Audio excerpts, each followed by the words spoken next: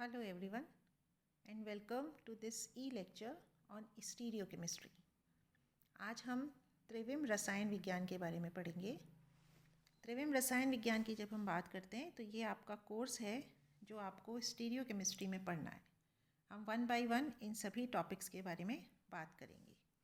हम स्टार्ट करते हैं, स्टीरियोकेमिस्ट्री होती क्या है। देखिए, जैसा कि वर्ड से पता चल रहा है, स्टीरियोकेमिस्ट्री त्रिविम रसायन विज्ञान मतलब 3 डायमेंशन में कोई कंपाउंड किस तरीके से बिहेव करता है और 3 डायमेंशन में वो जिस तरीके से खुद को रखता है, उसके बॉन्ड्स होते हैं, उसके एलिमेंट्स होते हैं, उनकी वजह से उसमें जो गुण उत्पन्न होते हैं, उन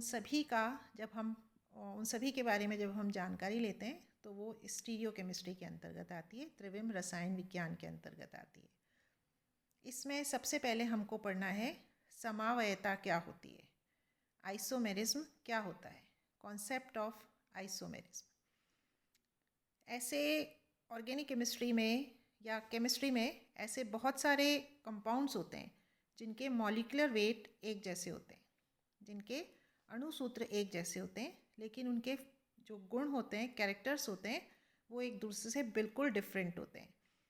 ऐसे कंपाउंड्स जिनके मॉलिक्यूलर फॉर्मूले तो सेम हो, लेकिन उनके फिज़िकल और केमिकल प्रॉपर्टीज़, या तो फिज़िकल या केमिकल या दोनों तरह की प्रॉपर्टीज़ एक दूसरे से बिल्कुल अलग अलग हो, ऐसे कंपाउंड्स को हम आइसोमर्स या समावयी कहते हैं।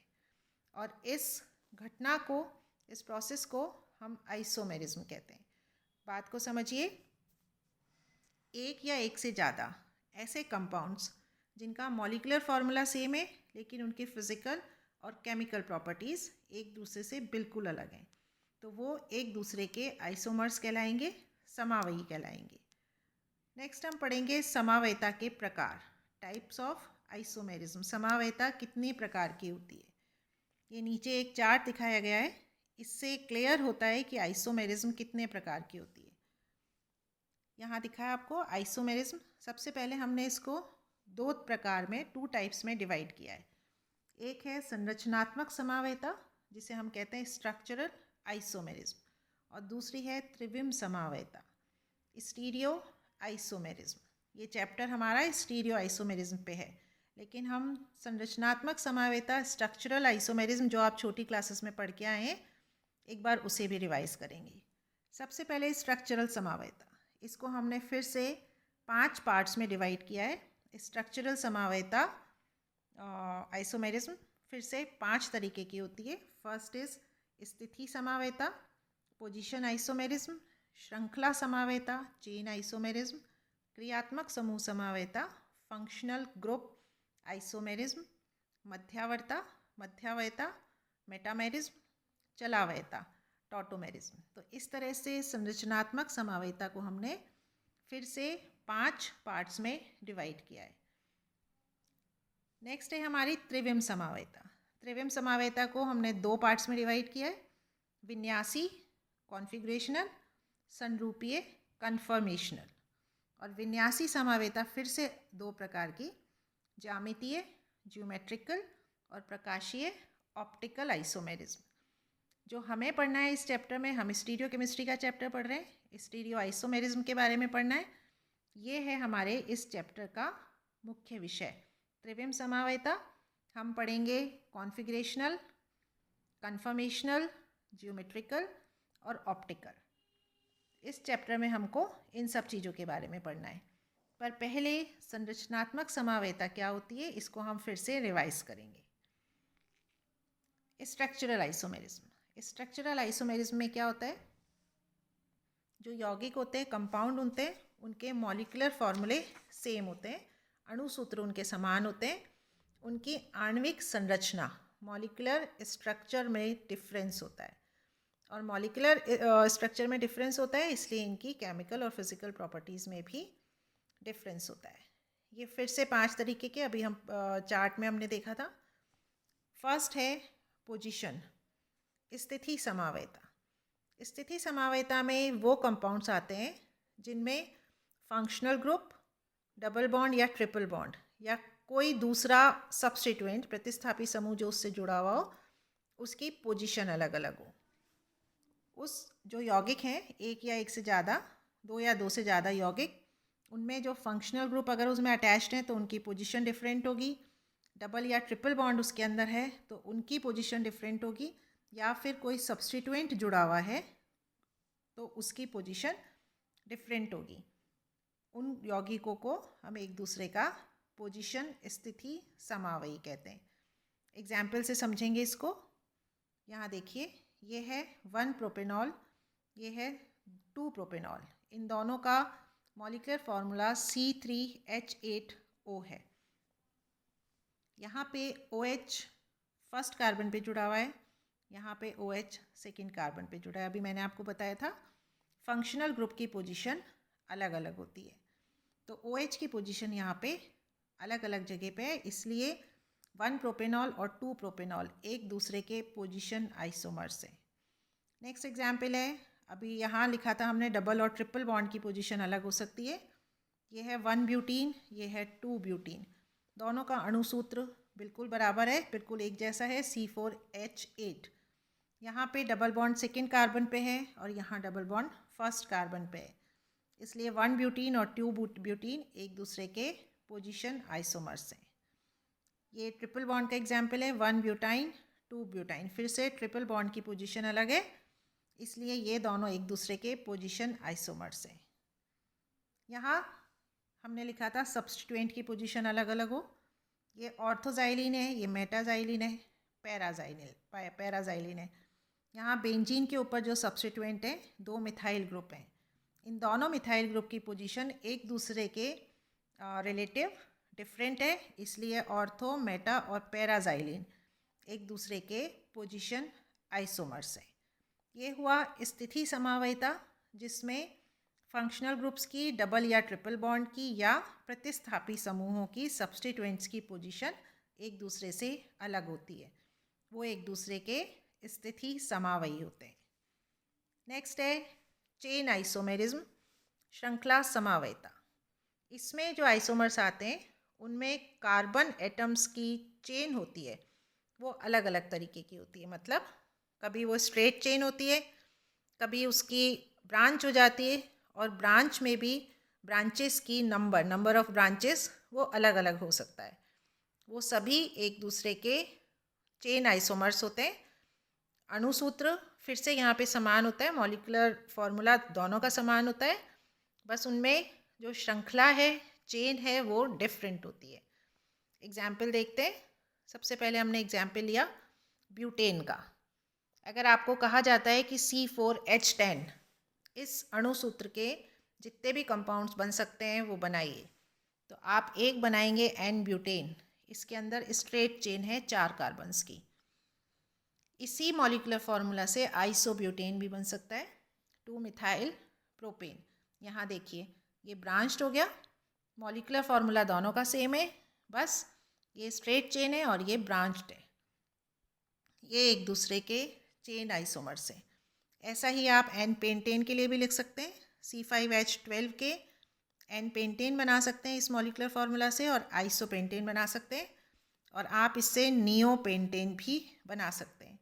तो इस तरह C5H12 इस मॉलिक्यूलर फार्मूला के 3 आइसोमर्स बन सकते हैं जो एक दूसरे के चेन आइसोमर्स होंगे।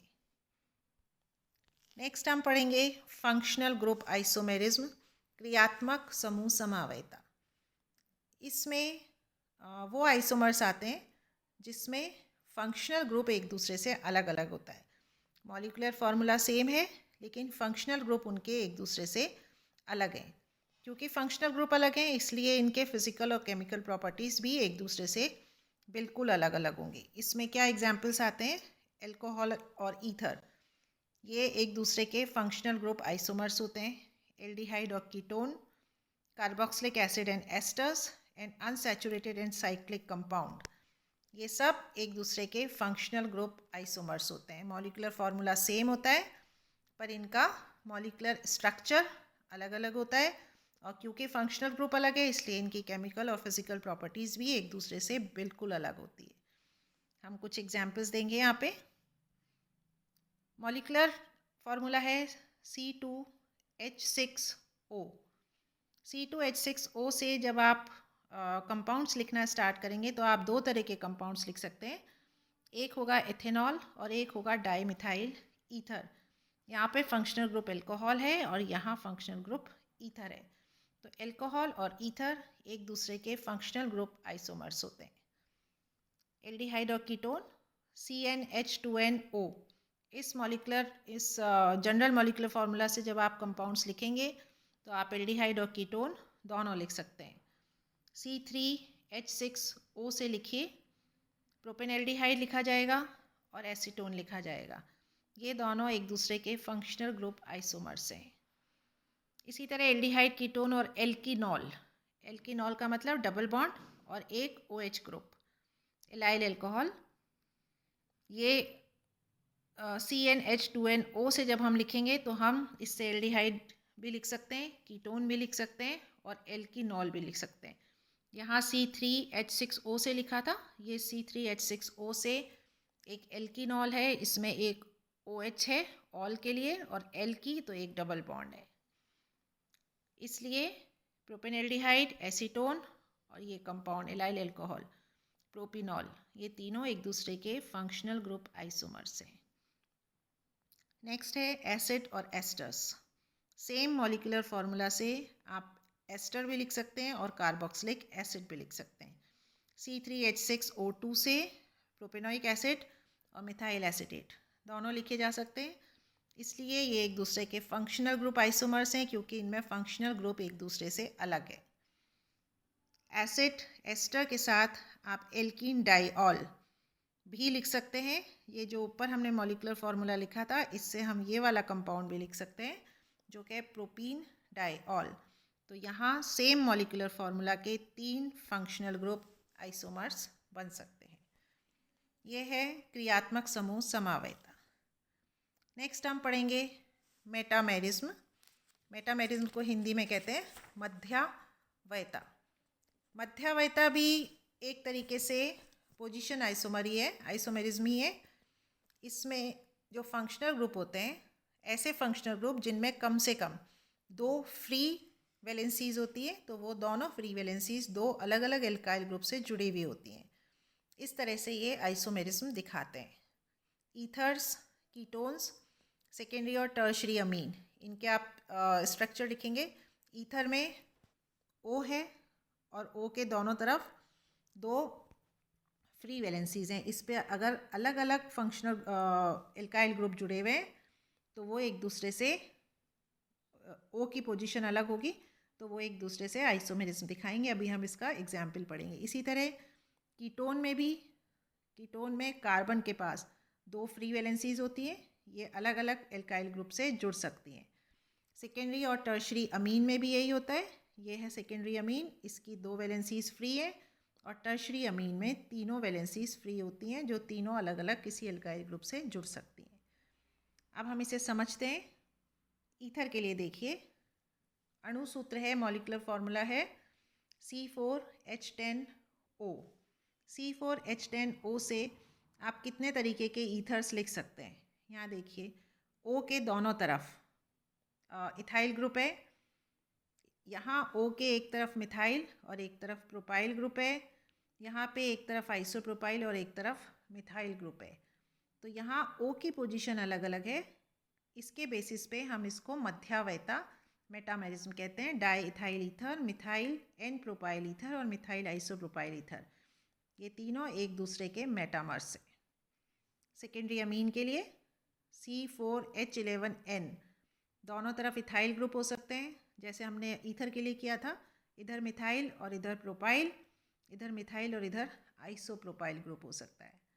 ये है मेटामेरिज्म। इसमें सेम फंक्शनल ग्रुप होता है और फंक्शनल ग्रुप की दोनों वैलेंसीज अलग अलग R से जुड़ी होती हैं, एल्काइल ग्रुप से जुड़ी होती हैं।